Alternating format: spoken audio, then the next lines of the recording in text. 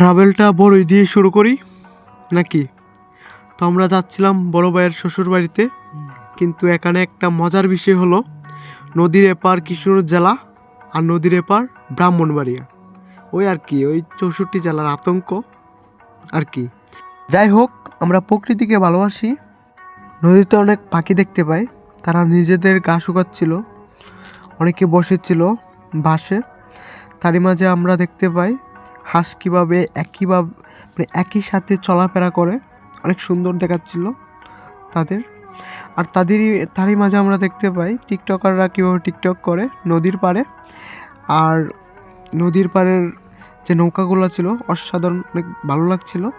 তারই মাঝে আমরা অনেক কিছু দেখি, নদীতে নৌকা চলাচল এই আর কি।